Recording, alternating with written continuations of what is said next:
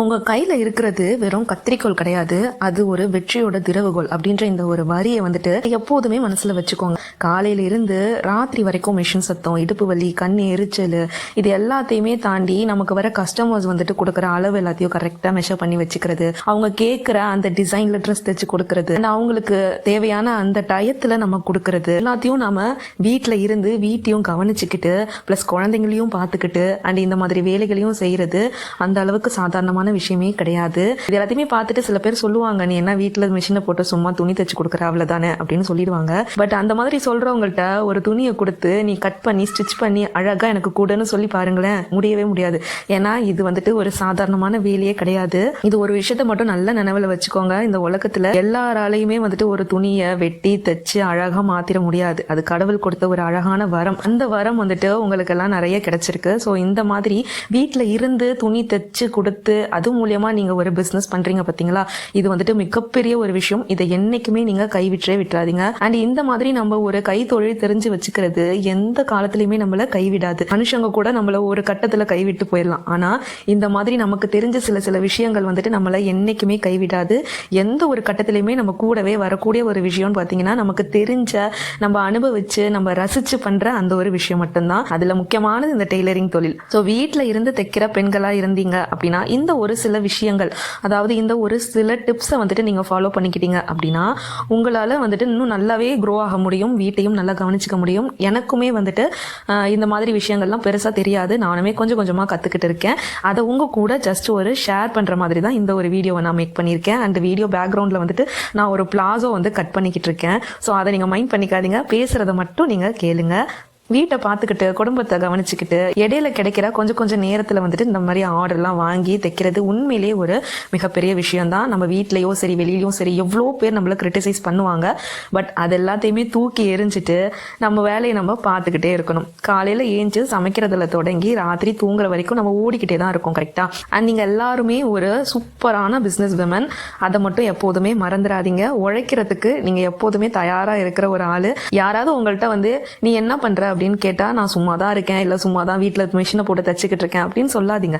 அந்த வார்த்தையை உங்க அகராதியிலேருந்தே தூக்கி எரிஞ்சிருங்க. நீங்க ஒரு சூப்பரான பிசினஸ் விமன். நீங்க என்ன பண்றீங்கன்னு கேட்டா, நான் ஒரு ஸ்டிச்சிங் பிசினஸ் பண்ணிட்டு இருக்கேன் அப்படின்னு போல்டா சொல்லுங்க. இது வந்து ஒரு தாழ்வான தொழில் கிடையவே கிடையாது. ஆனா இன்னுமே நிறைய பேர் அதை நினைச்சிட்டு இருக்காங்க. துணி தைக்கணும், இந்த துணிக்கு இவ்வளவு காசு வாங்குற, இதெல்லாம் ஒரு இதுவா அப்படின்லாம் கேட்பாங்க. இதெல்லாம் வந்து நம்ம மைண்ட்ல போட்டு வச்சுக்கிட்டோம்னு வச்சுக்கோங்களேன், நாளைக்கு காலையில எழுந்து மிஷின்ல உட்காரும் போது அவங்க சொன்ன வார்த்தைகள் தான் நமக்கு அதிகமா மைண்ட்ல வரும். இந்த மாதிரி சொல்ற சில வார்த்தைகள், சில பேர் சொல்ற வார்த்தைகள், கடுமையான வார்த்தைகள், இது எல்லாத்தையுமே காதுக்கு போதா அப்படியே காதோட புடுங்கி அந்த வார்த்தைகள் எல்லாம் எடுத்து ஒரு டஸ்ட்பின்ல போட்டு தூக்கி எரிஞ்சிருங்க. மூளைக்கு கொண்டே போகாதீங்க. சொல்றவங்க யாரும் நம்ம கூட வந்து நிக்க போறது கிடையாது. நம்ம மட்டும்தான் நம்மளோட சொந்த காலில் எப்போதுமே நிக்க போறோம். ஸோ இப்ப வாங்க நம்மளோட ஒன் டே, அதாவது மார்னிங் எழுந்ததுல இருந்து நைட்டு தூங்குற வரைக்கும் நம்மளோட வீட்டு வேலைகளையும் அண்ட் நம்மளோட டெய்லரிங் வேலைகள், இது ரெண்டுத்தையுமே எப்படி வந்துட்டு ஈக்குவலா மேனேஜ் பண்றது, டைம் மேனேஜ் பண்றது அப்படின்றத சின்னதா நான் சொல்றேன். உங்களுக்கு இந்த டிப்ஸ் பிடிச்சிருந்ததுன்னா நீங்க வந்துட்டு உங்களோட லைஃப்ல இதை எக்ஸிக்யூட் பண்ணி பாருங்க. நல்லா இருந்துச்சுன்னா ஃபாலோ பண்ணிக்கோங்க. நம்ம சேனலுக்கு இப்பதான் ஃபர்ஸ்ட் டைம் வந்திருக்கீங்க அப்படின்னா மறக்காம சேனலை சப்ஸ்கிரைப் பண்ணிக்கோங்க. நம்ம சேனல்ல நிறைய பிளான்டிங் வீடியோஸ் இருக்கு,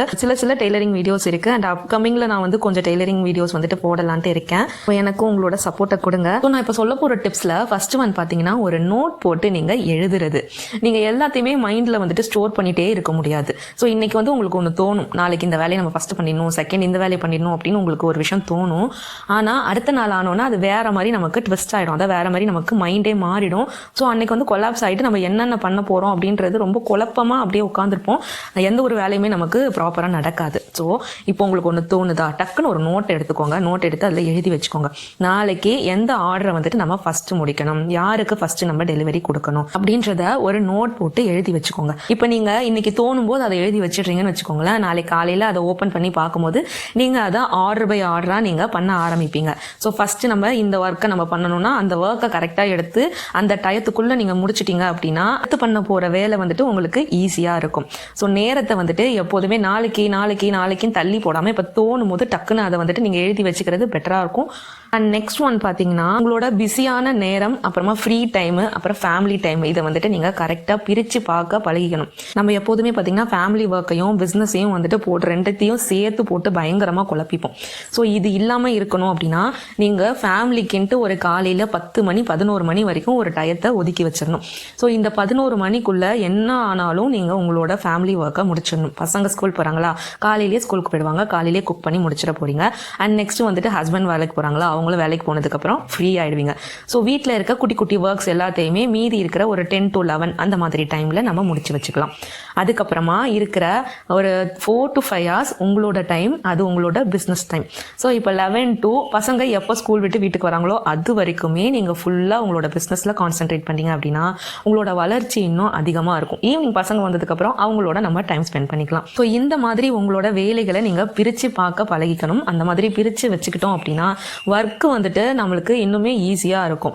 இப்போ நமக்கு அந்த 4 to 5 hours கிடைக்குதா, அந்த டயத்தில் ஒரு 2 ப்ளவுஸ் என்னால் முடிக்க முடியுமா, கடகடன்னு அந்த 2 ப்ளவுஸை நம்ம முடிச்சு எடுத்து மடிச்சு வச்சிடணும். இதை வந்து நாளைக்கு அப்படின்னு நம்ம கடத்திட்டு போகாமல் அந்த டயத்துக்குள்ளே முடிச்சிட்டோம் அப்படின்னா இது இருக்கிற டைம் வந்துட்டு நம்ம ஃப்ரீயாக நம்ம ஃபேமிலி கூட ஸ்பெண்ட் பண்ணலாம், ஜாலியாக இருக்கலாம். அண்ட் தேர்ட் ஒன் பார்த்தீங்கன்னா நோ சொல்ல கற்றுக்கணும். இந்த நோ சொல்ல கற்றுக்கணும் அப்படின்றது எல்லா கேட்டகரிஸ்லையுமே பொருந்தும். அதுலேயுமே இந்த டெய்லரிங் இதில் வந்துட்டு இது ரொம்பவே சூட்டபிளான ஒரு வார்த்தை. ஏன்னு வச்சுக்கோங்களேன், இப்போ ஒருத்தவங்க வந்து அவசரமாக ராத்திரியில் வந்து உங்கள்கிட்ட ஒரு ப்ளவுஸோ ஒரு சுடிதாரோ தைக்கிறதுக்கு கொடுக்குறாங்க. ஸோ இப்போ இந்த மாதிரி கொடுக்கும்போது நீங்கள் அவசரப்பட்டு அதை வாங்கிடுறீங்க. ரொம்ப உங்களை புஷ் பண்ணுறதுனால நீங்கள் அதை வாங்கிடுறீங்க. வாங்கிட்டு அன்னைக்கு ராத்திரியே நீங்கள் தைச்சு காலையிலேயே கொடுக்கணும். ஸோ இப்போ ராத்திரி தைக்கிறனால உங்களோட தூக்கம் போயிடும். அன்னைக்கு நாள் ஃபுல்லாக நீங்கள் ஒர்க் பண்ணியிருப்பீங்க. ஸோ ரொம்ப டயர்டாக இருக்கும். அதனால தைக்கிறதுலயே உங்களுக்கு கன்ஃபியூஷன் வரதுக்கும் வாய்ப்பு இருக்கு. ஸோ இப்போ அந்த நைட் நேரத்தில் நீங்கள் உட்காந்து தைக்கிறீங்க அப்படின்னா அடுத்த நாள் உங்களோட பிளான் மொத்தமுமே ஸ்பாயில் ஆகிறதுக்கும் சான்சஸ் இருக்கும். பிகாஸ் வந்து நைட்டு தூங்காமல் நீங்கள் தைக்கிறீங்க இல்லையா, அது வந்துட்டு அடுத்த நாள் தான் உங்களுக்கு தெரியும், ரொம்ப டயர்டாக இருக்கும். உங்களால் முடிஞ்சுது அப்படின்னா நீங்கள் அதை வாங்கிக்கோங்க. முடியல, என்னால் இப்போ முடியாது அப்படின்னு உங்கள் மைண்டுக்கு தோணிருச்சு அப்படின்னா நோ, இல்லை என்னால் பண்ண முடியாது அப்படின்னு நீங்கள் ஸ்ட்ரிக்டாக அதை சொல்ல பழகுங்க. இந்த மாதிரி நீங்கள் சொல்லிட்டீங்க அப்படின்னா உங்களுக்கும் ப்ரெஷர் கம்மியாயிடும். ஆப்போசிட்டில் இருக்கிறவங்களும் வேற யார்ட்டேனா கொடுத்து ஸ்டிச் பண்ணிப்பாங்க. நீங்கள் சொல்லும் போது அவங்களுக்கு புரிகிற மாதிரி சொல்லணும். ஏன்னா ராத்திரி நேரத்தில் நீங்கள் அவசரமாக தைக்கும் போது இன்கேஸ் ஏதாவது மிஸ்டேக் வந்துருச்சு அப்படின்னா கூட உங்கள் மேலே தான் அது ஃபால்ட் ஆகும். அதனால முடியாது அப்படின்றத நீங்கள் ஸ்ட்ராங்காக சொல்ல பழகிக்கோங்க. நம்பர் 4 பார்த்தீங்கன்னா உங்களுக்குன்ட்டு ஒரு மீ டைம் ஒதுக்கிக்கோங்க. ஸோ இந்த மாதிரி நம்ம மீ டைம் ஒதுக்கிக்கிட்டோம் அப்படின்னா அது நமக்கு ஒரு ரிலாக்ஸேஷனை கொடுக்கும். எல்லா வேலையுமே முடிச்சதுக்கு அப்புறமா உங்களுக்குன்ட்டு ஒரு 15 நிமிஷம் ஒரு டீ குடிக்கிறதோ, காஃபி குடிக்கிறதோ, ஒரு பாட்டு கேட்கறது, டிவி பார்க்கறது, இல்லை அமைதியாக ஒரு இடத்துல உட்காடுறது, இந்த மாதிரி பண்ணும்போது ஒரு பரபரப்பான சூழல்லேருந்து நம்ம ஒதுங்கி ஒரு பீஸ்ஃபுல்லான ஒரு மைண்ட் செட்டுக்கு வருவோம். இதுக்கப்புறம் நீங்கள் திருப்பியும் உட்காந்து தைக்க ஆரம்பிக்கலாம். அப்போ கண்டினியூஸாக ஒரு 5 மணி நேரம் உங்களுக்கு கிடைக்குது அப்படின்னா ஒரு 2 hours கண்டினியூஸாக தேங்க. இடையில கொஞ்சம் நேரம் எழுந்து அப்படியே கொஞ்சம் நடந்துட்டு அந்த மாதிரிலாம் பண்ணிட்டு மறுபடியும் வந்து உட்காந்து தேங்க. இந்த மாதிரி செய்யும் போது மைண்ட் ரிலாக்ஸேஷன் ஆகும். நீங்கள் பீஸ்ஃபுல்லாக உட்காந்து தைக்கலாம். அண்ட் உங்களோட வேலையுமே ரொம்ப சுமூகமாக அண்ட் நான் சொன்ன இந்த ஒரு குட்டி குட்டி டிப்ஸ் எல்லாம் உங்களோட லைஃப்ல நீங்க அப்ளை பண்ணி பாருங்க. நேரத்தை நீங்க கரெக்டா கட்டுப்படுத்த ஆரம்பிச்சிட்டீங்க அப்படின்னா உங்களோட பிசினஸ் உங்களை கட்டுப்படுத்தாது. நீங்க தான் அதை வந்து கண்ட்ரோல் பண்ற மாதிரி இருக்கும். அண்ட் உங்களோட கையில தான் எல்லாமே இருக்கு. இந்த உலகத்தையே நீங்க தான் ஆள போறீங்கன்னு நினைச்சுக்கிட்டு உங்களோட ஒர்க்கை நீங்க கரெக்டா பண்ண ஆரம்பிங்க. அண்ட் இது போல வேற ஒரு நல்ல தகவலோட நான் உங்களை சந்திக்கிறேன். பாய்.